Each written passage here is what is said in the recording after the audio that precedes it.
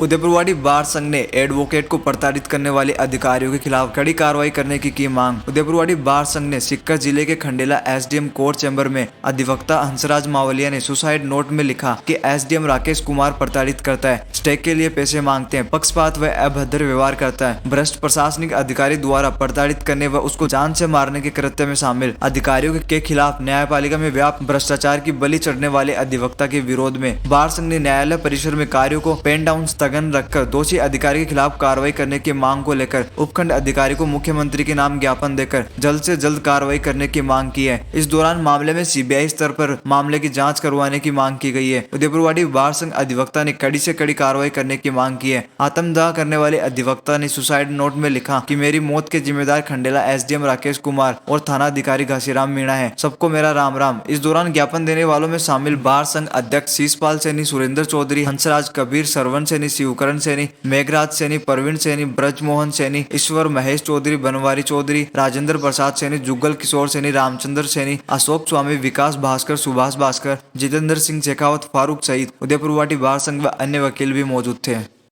खंडेला के वकील साहब है हंसराज जी मावलिया के साथ जो घटना घटी, ये सत्ता के दुरुपयोग की परिणति की पराकाष्ठा है और इसमें सुधार की आवश्यकता है। इसी बाबत हमने ये ज्ञापन दिया है। कल हंसराज मावलिया जो खंडेला कोर्ट में प्रैक्टिशनर थे, उनके साथ में जो एसडीओ और सीआई का जो प्रताड़ना का दौर चला है, काफ़ी लंबे समय से चला है। उससे प्रताड़ना से तंग आकर जो हंसराज मावलिया है, उन्होंने खुद ने पेट्रोल डालकर आत्महत्या कर ली। तो इस प्रकरण में जो जिस तरह से भ्रष्टाचार चरम पे है, वो क्योंकि सभी जगह वो दिख भी रहा है। दूसरा एसडीओ जिस तरह से खंडेला एसडीओ जिस तरह से स्टे ऑर्डर में पैसा लेता था देने में, उसको नहीं दिया जा रहा था और उसको बाकायदा जो सीआई है घासीराम मीणा, उसने भी प्रताड़ना की है। तो इसलिए हम लोग जो आज ज्ञापन दिए हैं वो सीधा सा ये है कि राज्य सरकार ऐसे जो भी अधिकारी हैं उनको तुरंत प्रभाव से या तो आदेश जारी करें उनके खिलाफ या उनको तुरंत बर्खास्त करें ऐसे अधिकारी। उदयपुरवाड़ी जो खंडेला उपखंड अधिकारी था, उसकी कार्यशैली, उसके भ्रष्टाचार को लेकर के हमारा साथी वकील था, वो काफ़ी पीड़ित था, कई दिनों से दुखी था और उसने कल काफ़ी दुखी होकर के और तेल डाल करके सुसाइड नोट में उसने स्पष्ट लिखा है और मृत्युकालिक कथन में भी उसने उपखंड अधिकारी और एक वो सीआई एसएचओ जो है, उन दोनों ने उनको काफ़ी प्रताड़ित किया। उसने इस कारण से ये कदम उठाया और उनकी कल शाम को डेथ हो गई। इस प्रकार की जो घटनाएं हैं राजस्थान में बहुत सी जगह मिल जाएंगी। कुछ जगह तो ऐसी हैं कि जहां भ्रष्टाचार आम तौर पर होता है। जैसे हमारी उदयपुरवाड़ी तहसील है, उदयपुरवाड़ी तहसील में जो तहसीलदार साहब हैं, उनका वो जो बाबू है, रजिस्ट्री बाबू, वो काफ़ी भ्रष्टाचार करता है। भ्रष्टाचार करने का मतलब कि रजिस्ट्रियों में पैसे लेता है, बिना पैसे बात नहीं करता है। जो पट्टे मिलते हैं उन पट्टों के रजिस्ट्रेशन में पैसे लेता है। तहसीलदार जी को भी पता है और एसडीओ साहब को भी पता है इस बात का कि वो लोगों को भाई कैसे तैसे करके पट्टा बनाता है, उसके रजिस्ट्रेशन में भी वो पैसे ले लेता है। तो ये है कि भ्रष्टाचार काफ़ी है और उदयपुरवाड़ी में भी इस प्रकार की जो कार्यशैली से लगभग 1 माह से वकील और एसडीओ साहब से मिले थे। उनके जो वकीलों में और एसडीओ साहब में काफ़ी मनमुटाव चल रहा है। तो मेरा ये निवेदन है कि उपखंड अधिकारी खंडेला जो अपनी मनमर्जी से स्टे देता था, मनमर्जी से स्टे तोड़ देता था और पत्रावलियों में पैसे लेता था, इस प्रकार का काफ़ी रोष था और उनको एक सीआई रैंक का थाने का थानेदार है, वो उनको ये प्रोटेक्शन देता है कि वकील को ये कहता है कि भाई तेरे को नुकसान पहुंचा देंगे, तेरे को धमकी देंगे।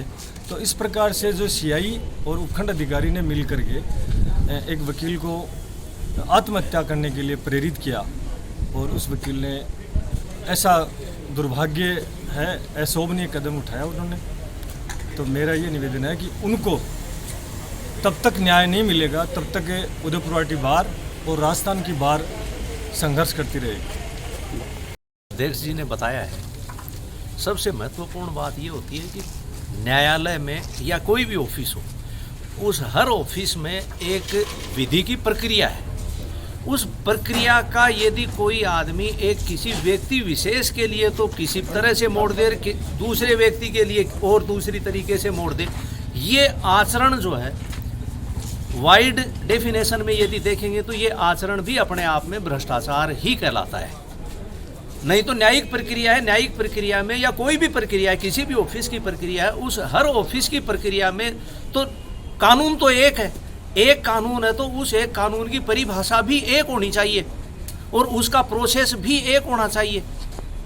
तो ये जो कार्रवाई की गई थी ये कार्रवाई गलत थी और उसके अनुसार उस वकील जी ने जो किया वो उसने बहुत ज़्यादा अपने आप को पीड़ित मानते हुए कि मैं एक न्याय का संरक्षक और न्याय दिलाने वाला व्यक्ति हूँ, न्यायालय में अपनी बात कानून के जरिए रखने वाला व्यक्ति हूँ।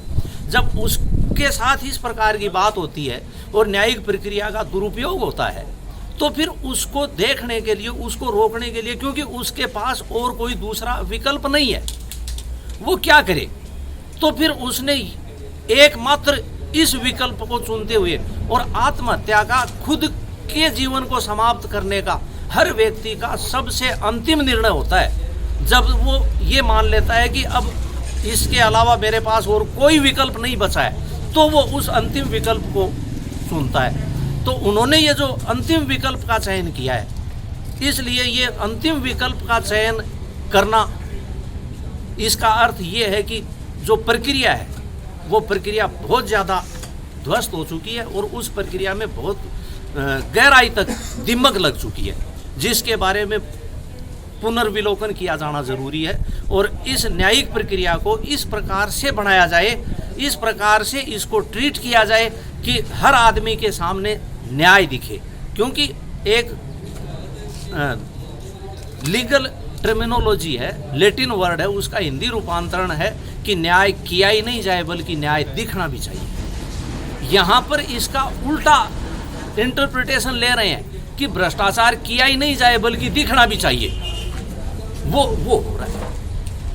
इसलिए इसके लिए हमने ये हमारे विरोध स्वरूप ये एक ज्ञापन एसडीएम साहब को दिया है उचित कार्रवाई के।